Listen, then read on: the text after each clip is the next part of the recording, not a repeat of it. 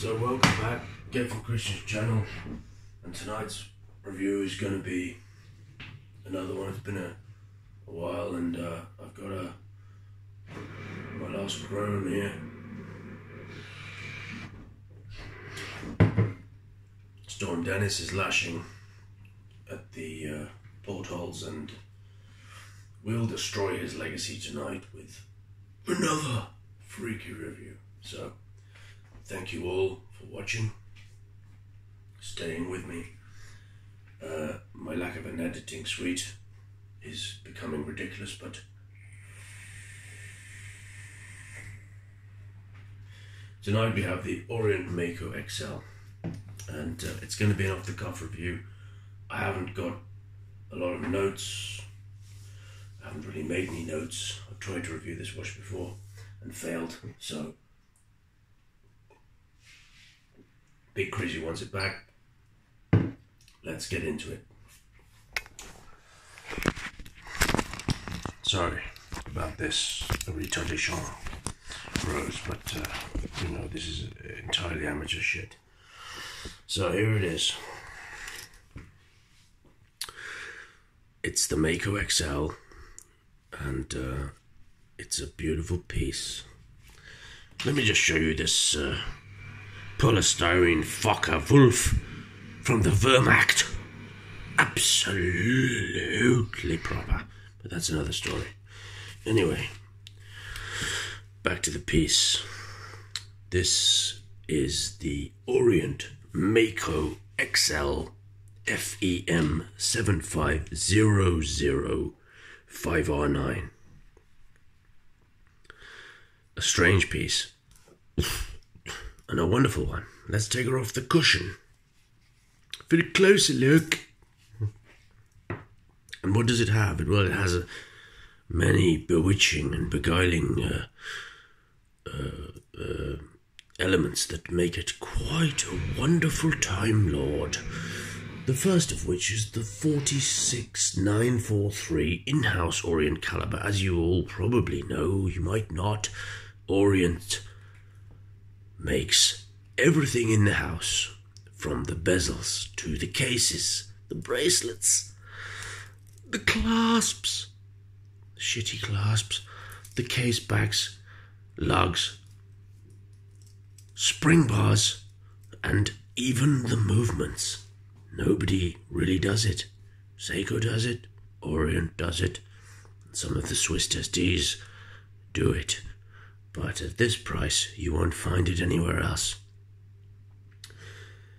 It's a 21,600 beats per hour, 3 hertz or 6 ticks per second movement, 21 joules. Unfortunately, this one doesn't hack or hand wind. You can unscrew the crown as long as you like, and it'll pop out quite lovely. And the springiness of it is wonderful. But sadly, it won't wind. It won't wind or hack. And that's a shame, but it's an old watch really now, and let's not worry about that too much. 4 lines of text are featured on the dial. Let's move these hands around just to admire the text there, and I don't know how I'm going to get them out of the way of everything. Oh, there we go. So you've got the Orient logo, the 2 lions of the Orient family, hugging the red shield, hugging the crest, the Orient emblazoned, uppercase, automatic, water resist, 200 meters. This is not an ISO certified diver, but I would say it would be quite likely to withstand depths of up to 200 fucking meters. The date window is framed and features beautiful illuminations around the Sunday. So my specs are quite scant because really this is literally fly-by-wire shit, bros. You know what I'm saying? There's not much I can give you that you that you won't already know, but let me try. We have a 40-hour power reserve, a flat mineral crystal, totally flat, top of this retarded bezel, and as you can see, it protrudes slightly, maybe half a millimeter, over the top of this rather nice bezel, and the bezel itself turns exquisitely well. Look at the fucking state of it. The backplay, well, there is almost none. It is exceptionally good, clicky and very nice, but the lack of a loom, pip, or even a triangle, nothing is given here.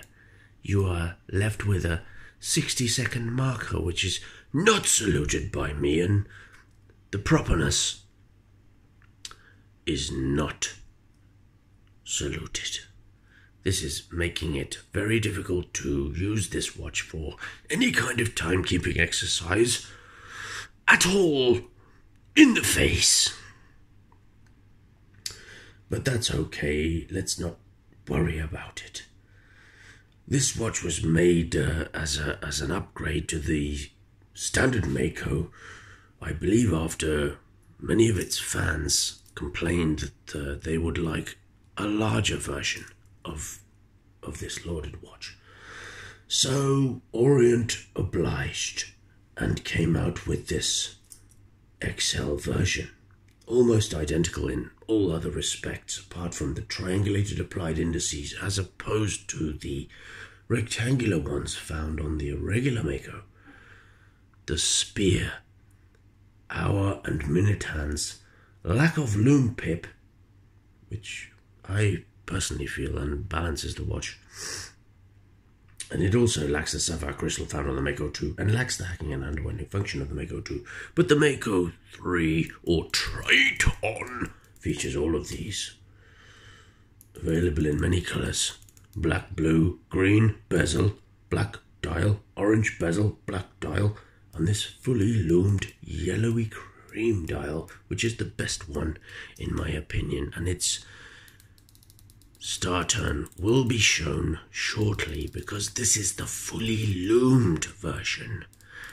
Fully loomed, what the fuck do you think about it? It is absolutely proper. Polished flanks are featured here on this rather thin case. The bracelet, that's decent enough. You've got some push pins, and unfortunately we are featuring hollow end links, everybody. No escaping them. There's no escaping these little guys. Case back is quite lovely, screw down, but these hollow end links, yes, are there. And this is stamped piece of shit. Soku Shinbutsu must be committed by all Epsom executives immediately. Self-mummification is important when you consider what they have to lose. 3 micro adjustments, no diver's extension, but the diver's extension is irrelevant. Non-ratcheting diver's extensions, as are found in Seiko watches, are completely irrelevant and pointless. So let me get back to the functionality of this little retard. Brushwork on the lug tips, well, it's quite good. And we have beveling, which wasn't featured on the more expensive, what's it called again? I forget now. Komatsu. A nice touch from Orient. The beveling is always important. Look at that. Look at these tips. What do you think about it? What the fuck do you think? So, I think I've said all I can say, and I haven't shown you a wrist shot or a loom shot. So that's what we're going to do.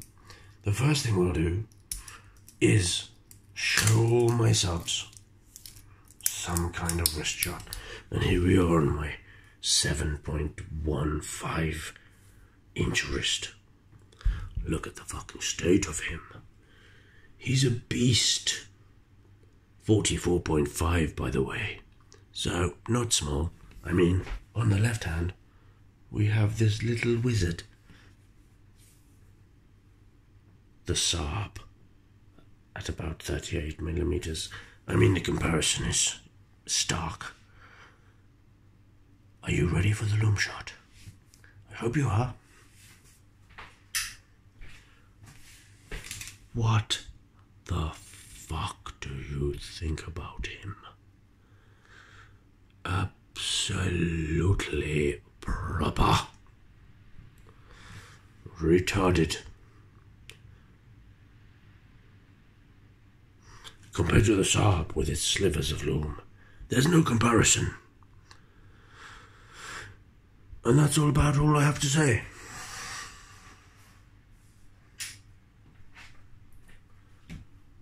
I won't be making any more attempts at reviewing this watch. Big Chris, I hope you're enjoying your freaky Zoom, which I'll be reviewing next week. Everybody who's been watching, stay freaky.